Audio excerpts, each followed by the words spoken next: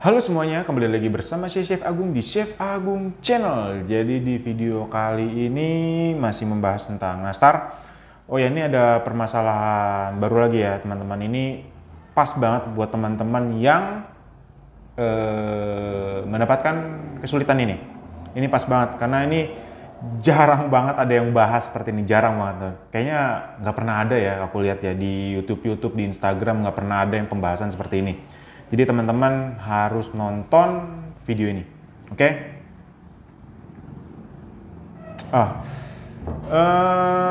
Ini ada kemarin udah banyak laporan tentang di WhatsApp aku ya. Di WhatsApp itu ada beberapa, nanti aku kasih screen grabnya di samping sini seperti biasa.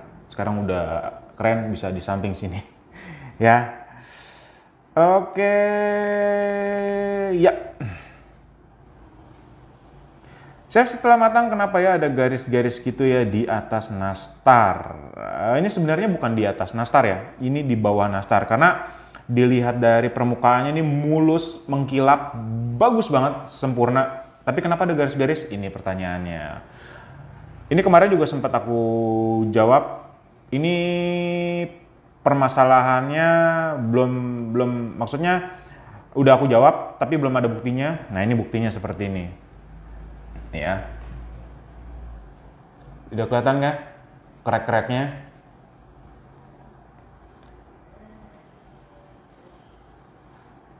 Sebentar, tapi ada yang mulus, nih, seperti ini ya. Ini mulus ya, tapi ini krek tuh, betul ya. Terus chef, karena masih ada sisa olesan jadi saya oles 2 kali, alhasil banyak air bubble tapi tetap enak banget. Nah, ini yang kemarin aku bilang, ini mulus. Tapi karena oles 2 kali jadinya seperti ini. Tapi ini nggak ada bubble. Tuh ya. Ada beberapa yang mulus tapi nggak ada bubble. Mulus banget, kinclong. Ya. Betul? Nah, seperti yang kemarin yang aku bilang, yang aku share berkali-kali, aku notice berkali-kali. Kenapa aku bisa tahu hal-hal seperti itu? Kenapa? Karena dulu aku juga ya kayak gitu, asal buat aja nastar, pulung, oles, open. Terus dapat ilmu baru lagi, iseng, poles, oven. Nah, jadi sebenarnya aku tahu karena banyak banget permasalahan yang aku hadapi, tapi aku tahu solusinya, jadi tahu sendiri. Jadi untuk masalah yang pertama, kenapa muncul crack? Sebenarnya itu bukan muncul. Jadi pada saat pemanggangan si nastar itu pertama yang aku lihat bisa jadi pulungan nastarnya itu kurang padat, kurang bulat, kurang mulus yang pertama. Jadi itu yang menyebabkan crack karena di sini aku lihat crack-cracknya itu ada yang dikit, ada yang gede, dan ada yang mulus. Itu yang menyebabkan mungkin itu teman-teman pada saat pulungnya itu kurang rata. Yang kedua, coba kalau misalnya teman-teman yang ada sambungan bisa taruh di bawah. Jadi nanti cracknya yang di bawah. Karena ini udah mulus banget ya. Jadi permasalahannya sudah aku tahu pasti di pulungan yang pertama. Yang kedua adalah mungkin pada saat pengovenan itu ovennya panas. Jadi dia menyebabkan crack. Tapi di sini aku harus nanti coba bisa dijelasin di Telegram lagi. Jadi nanti bisa aku share lagi ya. Bisa aku share lagi. Jadi si nastarnya ini kalau aku lihat udah bagus. Mungkin kayaknya cuman di pulungan aja jadi kurang rata. Karena kalau misalnya di oven itu kalau misalnya sudah dioles juga biasanya suka crack. Tapi kalau ini bagus, mulus atasnya kulitnya. Jadi dia cuman ada di dalamnya aja. Ini di sisi dalamnya. Jadi kalau misalnya mau mengakali seperti ini, kalau sudah crack kayak gini, yang pertama Sudah harus tunggu dingin banget. Olesan yang pertama ini kan udah mulus, nanti dioles lagi yang kedua.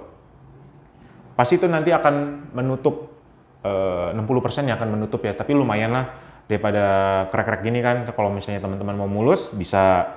Yang kedua ya harus yang tadi itu, pulungannya harus benar-benar mulus banget. Tapi kalau misalnya teman-teman pada saat pengovenan dia crack, untuk nextnya bisa diturunin 10-20 derajat seperti itu ya. Nah, ini kalau untuk yang ada bubble, yang seperti aku bilang, kalau misalnya teman-teman itu untuk nastar itu bisa didiemin 2-3 jam ya, sampai benar-benar dingin banget. Karena kalau teman-teman oles pada saat masih hangat, meskipun dia dikit banget hangatnya, itu akan memunculkan si bubble-nya itu. Nah, nih, ada masalah nggak sih sama bubble? Nggak ada masalah ya, tapi ya kayak berjerawat gitu, kalau misalnya teman-teman suka nastar yang mulus segala macam ya pasti akan bermasalah. Tapi kalau misalnya untuk rasa sih ya pasti udah enak banget. Nih ya. Ini buktinya seperti ini. Ada juga yang mulus tapi laporannya di WhatsApp, nanti akan aku sertakan buktinya ya. Setor chef karena masih ada ini udah aku bacain.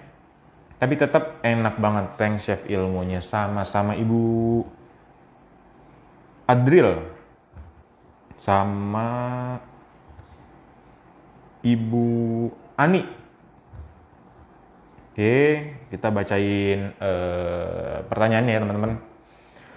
Kalau misalkan mau dioles 2 kali, resep atau bahan olesan 1 dan kedua sama tidak sama. Jadi kalau misalnya teman-teman, aduh aku pengen mulus banget, pengen bener-bener mengkilat kayak muka artis-artis Korea yang mulus banget, boleh. 2 kali resepnya sama, bahan-bahannya juga sama. Tapi kalau misalnya teman-teman diusahakan kalau misalnya pakai resep aku, dia aduk-aduk dulu sampai kental ya, biar dia benar-benar pekat. Pagi chef, kalau nastar udah matang kan ditaruh di cooling rack? Ya betul. Kira-kira berapa lama di cooling rack sampai nastar siap dimasukkan ke toples? Biasa kalau aku itu 1 malam. Jadi kalau misalnya kita bikin, selesai kan pasti sore ya, taruh aja di cooling rack. Nanti kalau udah ditaruh di cooling rack, itu paginya boleh ditaruh. Karena mengantisipasi si nastarnya ini, si dalam nastarnya ini takutnya masih hangat atau panas, itu akan menyebabkan kuenya ini atau kue keringnya ini ada uap. Nah itu jadi mudah berjamur teman-teman, seperti itu.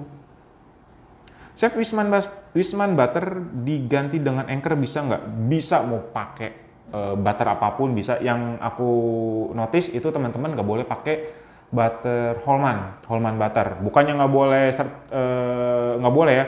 Jadi di resep aku biasa maksimal 25%. Jadi contoh Holman butter itu contohnya ya 100 gram kan aku biasa pakai 25 gram, berarti 25% dari 100 gram itu 25 gram, seperti itu teman-teman. Jadi kalau dipakai 100% nanti baunya atau wanginya nggak karuan dan rasanya kurang begitu ya, karena dia tuh cuma untuk meningkatkan wangi butter utama. Jadi kayak si Wisman dicampur Holman ya wanginya nanti naik, seperti itu.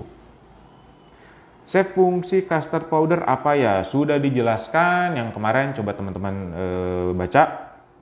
nonton ya. Chef, pada saat mau manggang nastar setelah dioles sebaiknya di rak bawah, tengah atau atas?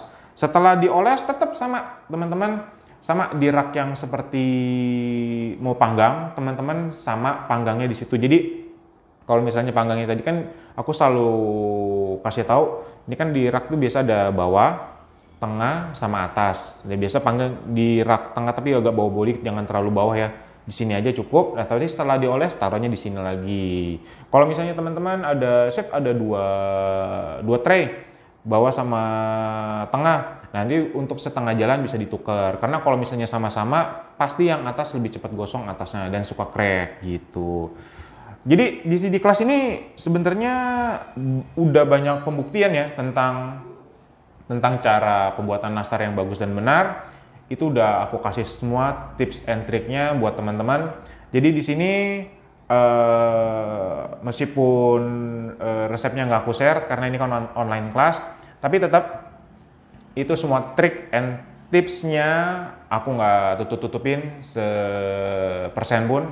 Jadi ya udah, Karena untuk tips and trick ini kan untuk ya udah buat semuanya aja. Jadi juga biar teman-teman juga bisa praktek, dan yang aku omongin bener juga kan, semua sudah terbukti. Nanti kalau yang mulusnya nanti aku kasih di samping ya teman-teman untuk pembuktiannya.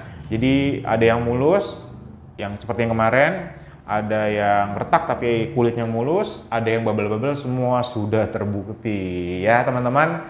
Oke teman-teman, terima kasih yang sudah menonton video ini. Semoga terbantu karena banyak banget ya teman-teman permasalahan nastar ini. Yang aku bilang, nastar ini itu kue kering yang paling baper di antara kue-kue yang lainnya, kue kering lainnya ya. Ya begitulah, semoga teman-teman bisa mendapatkan ilmu baru di dunia perbakingan untuk di YouTube aku. Terima kasih yang sudah subscribe, yang udah like ya. Terima kasih yang udah mendukung. Semoga channel ini semakin berkembang, semakin dicintai oleh teman-teman semua. Aku juga bisa semakin mengeksplor nanti di dunia perbakingan. Terima kasih semuanya. Sampai jumpa di next video. Oke semuanya, salam sehat selalu.